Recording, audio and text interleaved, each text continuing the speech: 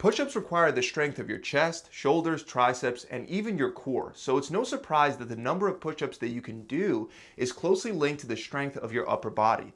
That's why push-ups are used to test overall physical fitness by organizations like police, military, and even at schools in gym class. Push-ups can also build up your upper body without any equipment. They can even be done at home. So today I want to share 10 major tips that help me literally 5 to 10x the amount of push-ups that I could do. And the first important thing to do is make sure that you're performing push-ups correctly with proper form. Now I know this may sound like common sense, but you wouldn't believe how many people I've worked with that think they know, but they actually don't know how to perform push-ups properly. One of the most common mistakes that I've seen is when someone doesn't brace their core, and that causes their spine to round either up or down rather than staying in a neutral position. Not only can this lead to a lower back injury, but it can actually also make the exercise easier when you drop your hips or harder when you raise them. Another common mistake is flaring your elbows out too far. You want them at about a 45-degree angle from your body. A good tip to prevent your elbows from flaring out is to slightly rotate your hands outward before planting them on the ground and beginning push-ups. This will naturally rotate your elbows inward. One last mistake that you might make if you're a beginner is positioning your hands too narrow, which is great for overloading the triceps, but it will reduce the number of reps that you can do overall. So the way to do push-ups correctly is by first getting down on all fours with your hands slightly rotated outward and spread them slightly wider apart than shoulder width. Then plant your toes into the ground behind you, get into a push-up position while squeezing your core and glutes so that the back of your head, your hips, and your heels end up in a relatively straight line. Then bend your elbows and lower your body down until your chest is right above the ground, and finally push yourself back up until your elbows are straightened. Now the next tip to increase your push-ups is many times overlooked, even though it's the lowest hanging fruit, which is to lose body fat. There are a couple reasons why gymnasts and people that are good at calisthenics have low body fat percentages, and one of the most obvious benefits is that they have to overcome less resistance when moving their bodies. The same is true for the push-up. The more you weigh, the harder it'll be, and the less you weigh, the easier it'll be. This is actually contrary to the bench press, where people are generally stronger the heavier they are. This is because unlike a push-up, bench pressing doesn't force you to lift your body weight. And to get a better idea, we can look at a study published in the Journal of Strength and Conditioning Research that found that on average, you have to push up about 64% of your body weight when doing push-ups. So if you weigh, let's say 200 pounds, you'll have to push through 128 pounds of resistance. Meanwhile, if you weigh 150 pounds, you'll only have to overcome 96 pounds of resistance. So it's obvious if you want to be able to do more push-ups, lose excess body fat. And I have a ton of videos that can help with that I'll link up in the description below. Another tip that can help those of you that are advanced as well as those of you that are beginners is to use kneeling and incline push-ups. Since you have to press up about 64% of your weight when doing a regular push-up, a lot of that weight will be taken off when performing push-ups from your knees or with your hands placed on higher incline levels. Specifically, the same study found that during kneeling push-ups, you're only lifting about 49% of your body weight, and during elevated push-ups, it can drop to 41% or even lower. So it's pretty obvious how this can help beginners. If you can't do a regular push-up yet, you could get started with kneeling or incline push-ups and progress from there. But even if you're advanced, when you push yourself to failure, it's very effective to drop to your knees and squeeze out a few additional reps, especially if you haven't hit your rep target before giving out. This is actually very similar to performing a drop set when lifting weights, and drop sets are very effective for gaining size and strength. Now, once you're able to do more than 15 push-ups, you'll want to overload your push-ups with more advanced variations. A major factor that determines how many push-ups you can do is how much maximal push strength your upper body has. So the more maximal strength you have, the easier it'll be to do one regular push-up. This is why more advanced push-up variations should be used in your routine, because they'll help you improve your maximal pressing strength. One simple way to do this is by elevating your feet for push-ups. This will lead to more of your weight to be shifted over to your upper body, making the exercise more difficult. To be exact, that same study from before found that elevating your feet just 2 feet off the ground will increase the amount of resistance from 64 to 74%.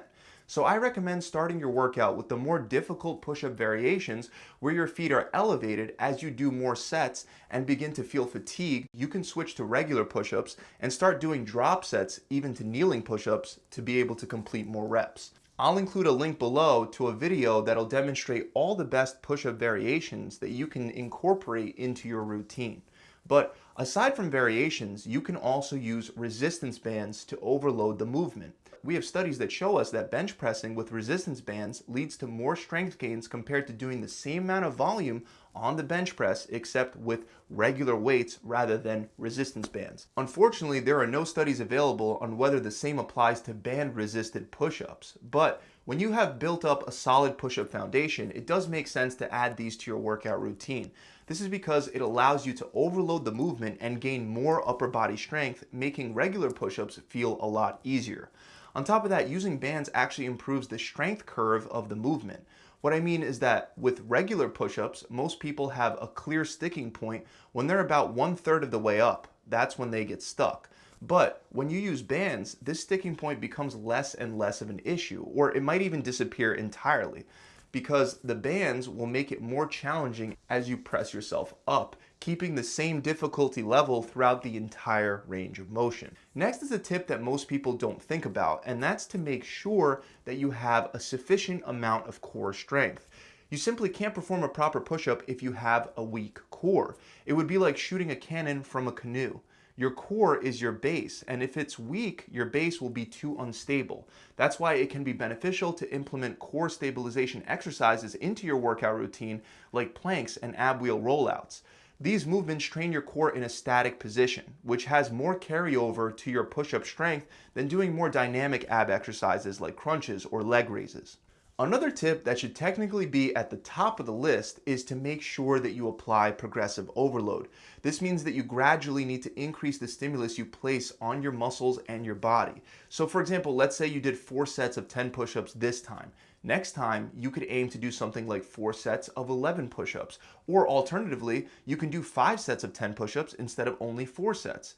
Increasing the total stimulus placed on your upper body gives those push muscles an actual reason to grow and get stronger. Now, there are many ways that you can apply progressive overload, but the most useful and effective ways are by either using more weight or doing more reps.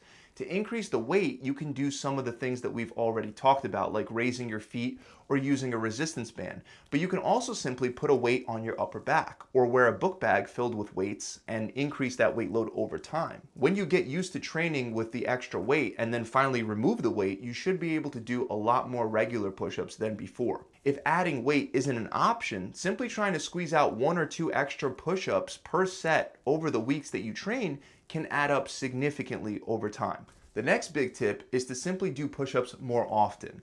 Like any exercise, mastering push-ups requires time. When you do an exercise more often, your body becomes more efficient at that exercise, leading to an increase in strength and performance.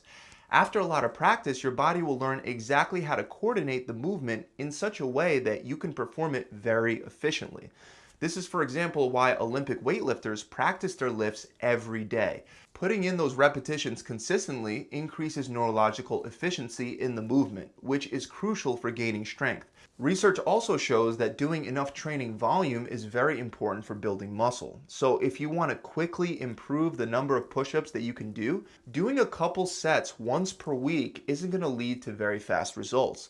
You'll need to do more training volume. The nice thing about the push-up is that it's an exercise that you can do anywhere. So practicing push-ups 3 or 4 times a week will help you improve a lot faster than doing them once or twice a week, thanks to an increase in overall training volume. Now, even though you can perform push-ups at home, another thing that helped me rapidly accelerate my push-up strength was to lift weights at the gym. Doing push-ups and performing exercises like the bench press don't have to be mutually exclusive. They can work together hand in hand to your benefit. By lifting heavier and heavier weights on the bench press and dumbbell press, it can make push-ups a million times easier. You can train with heavier weights and even use lower rep ranges more effectively with weights and increase your maximal strength than you can with regular push-ups. You can increase the amount of resistance you use in small increments as well. So as small as 2.5 pounds at a time.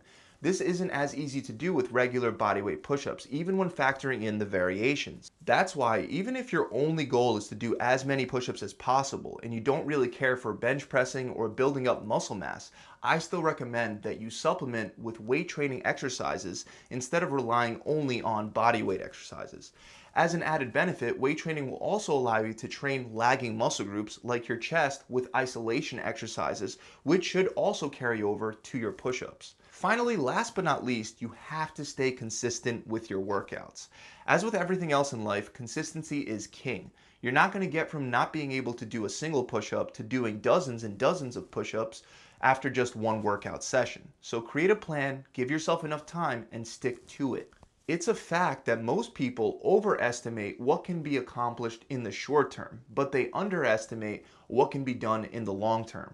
So there's really no reason that you won't be able to work yourself up to doing more and more push-ups. But I repeat, above all else, one of the biggest factors will be consistency.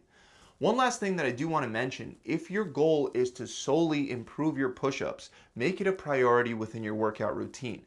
Don't leave push-ups to the end of your workout when you're already fatigued and exhausted. Instead, start off with them. On the other hand, if this is a side goal, you'll want to still start with your heaviest exercises like bench press and then move on to push-ups later. So that about wraps it up. If you guys enjoyed this video, make sure you subscribe to the channel. If you'd like to see the 12 best push-up variations, you can find a link for that below in the description. Also, if you want to fast track your results and skip all the trial and error, I have a proven program that's helping my clients get amazing results in less than 2 months.